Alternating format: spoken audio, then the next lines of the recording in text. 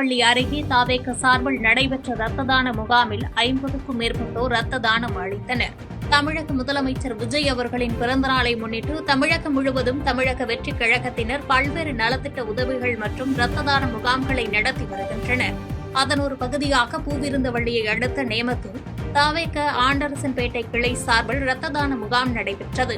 கழக நிர்வாகிகள் மாலதி மற்றும் வழக்கறிஞர் சதீஷ் ஆகியோர் முன்னின்று நடத்திய இந்நிகழ்ச்சியில் பூந்தமல்லி சட்டமன்ற உறுப்பினர் பிரகாசம் மற்றும் பூந்தமல்லி மேற்கு ஒன்றிய செயலாளர் சார்லி ஆகியோர் சிறப்பு விருந்தினர்களாக கலந்து கொண்டு முகாமினை துவக்கி வைத்தனர். தொடர்ந்து முகாமில் 50க்கும் மேற்பட்ட தாவேகவினர் ஆர்வமுடன் இரத்த தானம் செய்தனர். அதனைத் தொடர்ந்து 100க்கும் மேற்பட்ட பொதுமக்களுக்கு அறுசுவை உணவு அன்னதானமாக வழங்கப்பட்டது. முதலமைச்சர் விஜய் பிறந்தநாளை முன்னிட்டு பாரிவாக்கத்தில் தாவேக கிளையின் சார்பில் நடைபெற்ற ரத்த தான முகாமில் 50க்கும் மேற்பட்டோர் பங்கேற்று ரத்த தானம் அளித்தனர். தமிழக முதலமைச்சர் விஜயின் பிறந்தநாள் கொண்டாட்டத்தின் ஒரு பகுதியாக தமிழக வெற்றிக் கழகம் சார்பில் மாநிலம் தழுவிய அளவில் நலத்திட்ட உதவிகள் மற்றும் குருதிக்கொடை முகாம்கள் விமரிசையாக நடத்தப்பட்டு வருகின்றன.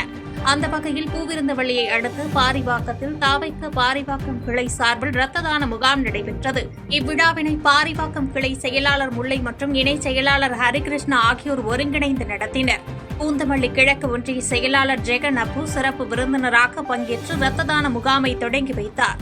இதில் தாவேகவை சேர்ந்த 50க்கும் மேற்பட்ட நிர்வாகிகள் மற்றும் தொண்டர்கள் கலந்து கொண்டு தங்களது ரத்தத்தை தானமாக வழங்கினர். பெரியபாளையம் அருகே தனியார் இறால் பதப்படுத்தும் தொழிற்சாலையில் அமோனியா வாயு கசிவு ஏற்பட்ட விவகாரத்தில் மயக்கம் மற்றும் மூச்சு திணறல் காரணமாக 70க்கும் மேற்பட்ட தொழிலாளர்கள் பாதிக்கப்பட்ட நிலையில் உயிரிழந்தவர்களின் எண்ணிக்கை 7ஆக உயர்ந்துள்ளது. திருவள்ளூர் மாவட்டம் பெரியபாளையம் அடுத்த கன்னிகைப்பேர் பகுதியில் இயங்கி வரும் தனியார் இறால் பதப்படுத்தும் தொழிற்சாலையில் இன்று காலை திடீரென ஏற்பட்ட அமோனியா வாயு கசிவு காரணமாக அங்கு பணியில் இருந்த 70க்கும் மேற்பட்ட வடமாநில தொழிலாளர்களுக்கு மூச்சு திணறல் மற்றும் மூக்கு வாயில் இரத்த கசிவுடன் மயக்கம் ஏற்பட்டுள்ளது.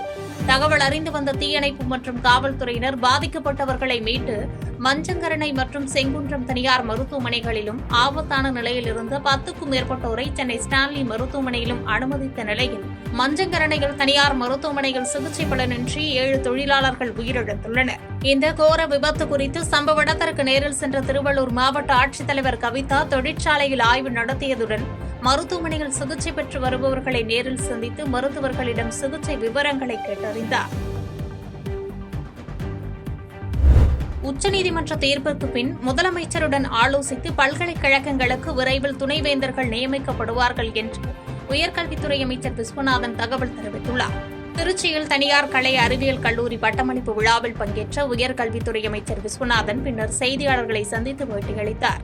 அப்போது துணைவேந்தர் நியமன வழக்கு ஜூன் 29 விசாரணைக்கு வருவதை அடுத்து நீதிமன்ற தீர்ப்பின்படி முதலமைச்சருடன் ஆலோசித்து விரைவில் துணைவேந்தர்கள் நியமிக்கப்படுவார்கள் என்றும் நிலுவையில் உள்ள பேராசிரியர்கள் பணியிடங்கள் நிரப்பப்படுவதோடு பணி நிரந்தரம் கோரும் 8000 கெஸ்ட் லெக்சரர்களின் கோரிக்கையையும் அரசு பரிசீலித்து வருவதாகவும் தெரிவித்தார்.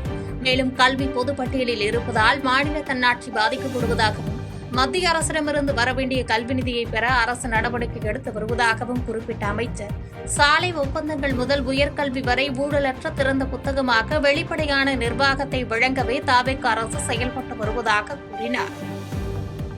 செய்திகளை உடனுக்குடன் தெரிந்து கொள்ள கீழ்கண்ட கேபிள் மற்றும் டிடிஎச் நெட்வொர்க்குகளில் எம்நாடு செய்தி தொலைக்காட்சியை காணுங்கள். பாதகம் செய்பவரை கண்டால் நாம் பயம் கொள்ளலாகாது பாப்பா.